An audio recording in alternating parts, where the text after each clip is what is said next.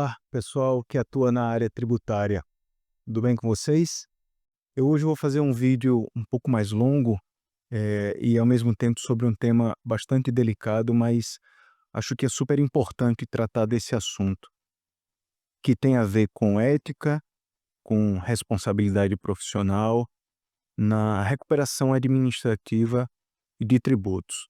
E eu explico por que eu senti a necessidade de gravar esse vídeo e conversar um pouco sobre esse tema com vocês.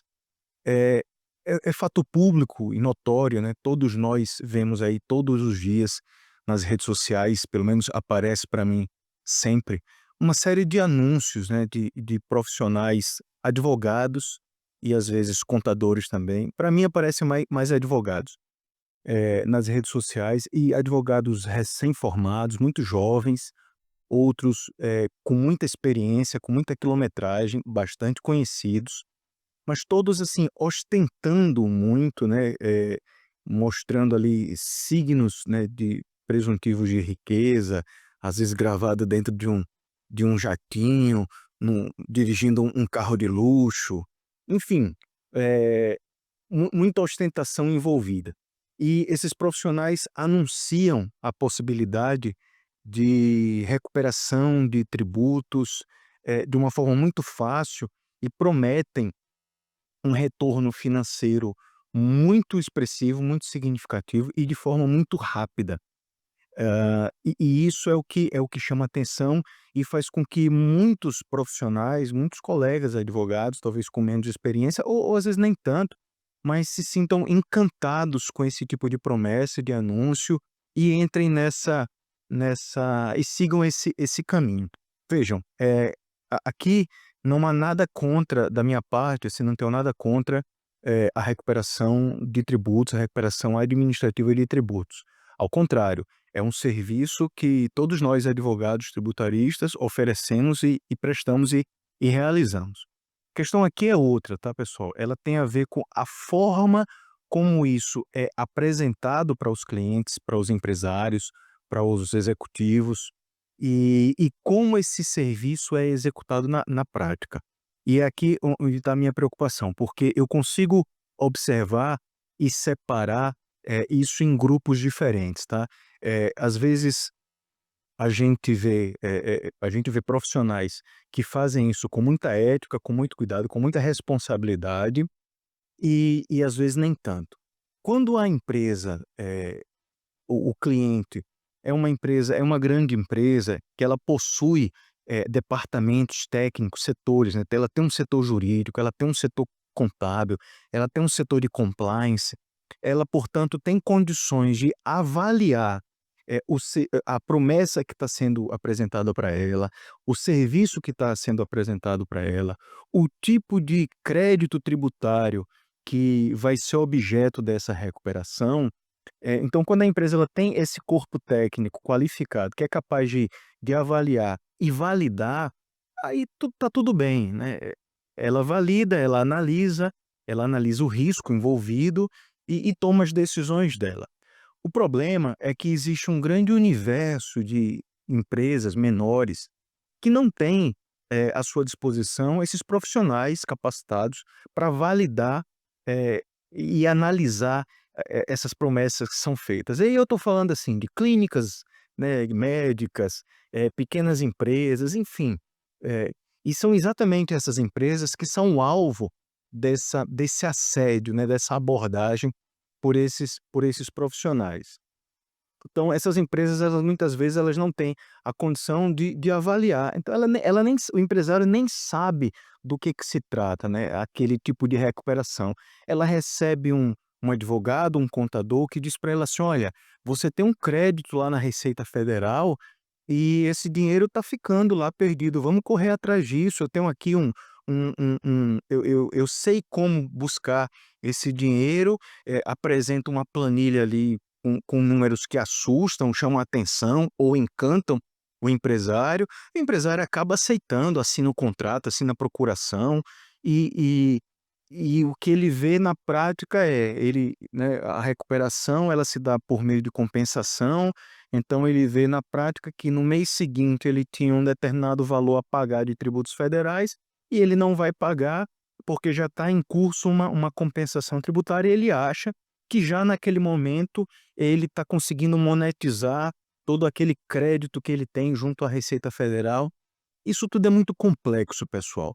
Então a gente vê esse tipo de anúncio nas redes sociais, ao mesmo tempo a gente vê notícias sobre, operações de combate à sonegação fiscal, fraudes tributárias que são identificadas pela Receita Federal, pelos fiscos estaduais, pela Polícia Federal, pelos órgãos, especiais coordenados, liderados pelo Ministério Público, né. Então, e aí o desdobramento disso é empresários, contadores que respondem a processos judiciais, administrativos, junto aos seus órgãos de classe, as empresas que anos depois desses serviços serem realizados, acabam sendo notificadas pelo fisco, porque essas compensações foram glosadas, não foram aceitas pelo fisco, e aí, a empresa, o empresário, se depara com um débito gigantesco e ele não sabe como aquilo surgiu, de onde vem aquilo, como resolver aquilo, e às vezes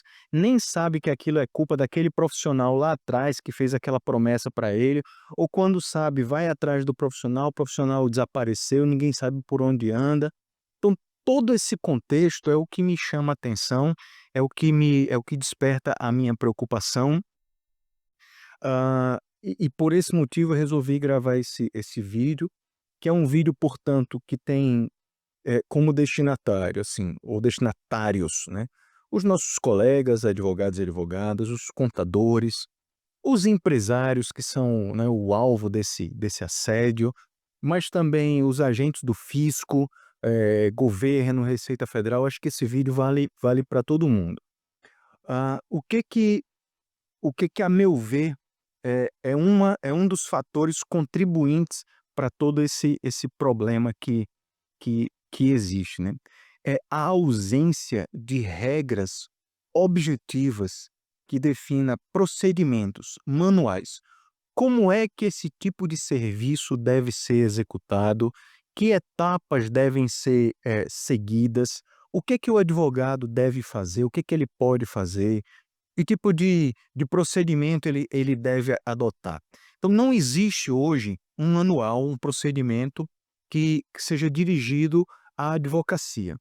Na contabilidade, isso é um pouco diferente, porque, existem as normas contábeis, talvez elas não sejam dirigidas especialmente aos contadores, mas à contabilidade, à forma como os registros contábeis são feitos. Então você, né, tem algumas normas lá, então, no universo contábil já existe alguma coisa em termos normativos, mas na advocacia não existe, né. O que existe são normas muito gerais, muito abstratas, dizendo que o advogado deve agir de forma ética, enfim, mas isso não resolve o problema. Então, a minha proposta aqui a minha ideia, o meu objetivo aqui é sugerir, é colocar, pra reflexão de todos nós, minha e de vocês, uma proposta do que seria, como seria um manual, né, como a gente poderia pensar num manual, num roteiro, numa lista de procedimentos que o advogado deveria seguir na hora de executar esse tipo de serviço, de oferecer e de executar esse tipo de serviço. Isso daria mais credibilidade para a advocacia, ofereceria mais segurança para os empresários, que são os nossos clientes, e acho que é isso que a gente vende, né, como nós advogados, a gente vende segurança, né, para os nossos clientes. Então, eu acho que esse é o caminho, a gente pensar, num manual de procedimentos. Quem sabe no futuro isso possa vir a ser normatizado, e talvez isso até melhore essa relação no mercado, né, essa concorrência, essa competição que existe entre os colegas advogados. Então, essa é a minha proposta, é disso que eu vou tratar, é assim que eu vou finalizar esse vídeo, né, apresentar um passo a passo. Bom, como é que seria esse passo a passo, né? Então acho que o primeiro ponto está relacionado com o diagnóstico, né, a análise da situação do cliente, né, que tipo de empresa é, que tipo de créditos, de fato ela possui, analisar os documentos, ver se esses documentos são idôneos ou não, eh, e depois colocar isso, materializar isso na forma de uma opinião legal. Eu acho que o advogado que vende esse tipo de serviço, ele tem que assinar uma opinião legal, atestando, eh, a análise que ele faz sobre a situação daquela empresa. Existem créditos aqui recuperáveis? Sim. Qual é a chance, eh, qual é o risco envolvido, né? É preciso classificar o risco. Qual é o fundamento legal dessa recuperação? Então o advogado precisa colocar isso no papel, né, precisa entregar ao cliente uma opinião legal assinada e assumir a responsabilidade por aquele trabalho que ele tá fazendo. Então, por exemplo, é um crédito que a própria Receita Federal já reconhece, então se a própria Receita Federal já reconhece, o mérito da questão está resolvida. O advogado vai colocar lá na opinião legal que aquele tipo de crédito já é reconhecido pela Receita Federal, vai citar lá o ato normativo, a solução de consulta da Receita, vai mencionar, né, no seu parecer, na sua opinião legal, vai dizer assim: ó, o mérito aqui está resolvido. A gente precisa avaliar se os documentos contábeis fiscais são idôneos. Então ele vai colocar lá, ó, na minha análise, sim, esses documentos são idôneos, enfim, e vai atestar, e vai dizer assim, ó, a chance, o risco aqui é praticamente zero, porque no mérito a Receita Federal já reconhece e os documentos, a meu ver, são idôneos. Então, vamos em frente e vai dizer ali qual é o procedimento que deve ser seguido. Vai fazer uma compensação, bom, enfim. E aí, ok, né? Esse é o mundo ideal, esse é o cenário perfeito. Você vai lá e vai monetizar aquele crédito do contribuinte. Mas às vezes o mérito da discussão ela não é tão clara assim, né. Então você tem algum risco envolvido. Você tem precedentes ali no âmbito das soluções de consulta, mas a matéria não está totalmente pacificada. Você tem uns precedentes ali no âmbito do CARF, mas a matéria não está totalmente pacificada. Você tem os precedentes, dos tribunais regionais, estaduais, ou até mesmo do STJ, dos órgãos fracionários, da primeira turma ou da segunda, mas se o caso ainda não está pacificado, não dá para dizer que a chance de risco é nula, é zero. Não, não é. Então, o advogado precisa colocar isso na opinião legal e o cliente precisa saber disso para tomar a decisão. Falar assim: "Não, tudo bem, eu quero correr o risco, eu sei que existe um risco envolvido, eu assumo esse risco e vamos em frente". Isso precisa estar no papel, precisa estar escrito, precisa estar assinado numa opinião legal. Uma outra situação é quando o risco é muito grande, você tem precedentes isoladíssimos ali, né, muito pontuais, e você recomenda, por exemplo, e o advogado deve recomendar, que a luta, né, por aquele crédito, por aquele direito, passa necessariamente por uma ação judicial. Então, há diversas situações em que não dá para você, dizer para um cliente ou pleitear uma compensação, tributária, pleitear a restituição de um indébito tributário, antes de judicializar um caso, uma situação, enfim, uma controvérsia jurídica. Então, acho que tudo isso precisa estar na opinião legal, né, então a gente tem pelo menos aí 3 situações possíveis, né, a situação em que o próprio fisco já reconhece o crédito, situações em que talvez o judiciário já reconhece o crédito, por exemplo, porque você tem ali uma tese firmada em recurso repetitivo, e você tem situações que são altamente controvertidas ainda no judiciário, precisa aguardar uma decisão para o seu cliente, você precisa judicializar uma ação para o seu cliente e só depois disso, lá na frente, é que você vai, pleitear uma restituição, a monetização daquele crédito tributário. Na sequência, é importante destacar, acho que também numa opinião legal, né, o que deve ser feito e como deve ser feito, né, o roteiro. Então, se eu entrei com uma ação judicial, né, e ganhei, na sequência eu preciso, fazer a habilitação dos créditos decorrentes de uma decisão judicial transitada em julgado, através de um processo administrativo na Receita Federal, para só na sequência, eh, pleitear as compensações através do PERDECOMP, por exemplo. Então esse roteiro, esse passo a passo precisa ser dito para o cliente. Precisa fazer as retificações das obrigações acessórias, das declarações? Sim. Quais são? Até onde eu preciso retificar? Quais são os meses que eu preciso fazer isso? Os últimos 50 meses, 60 meses, últimos 5 anos?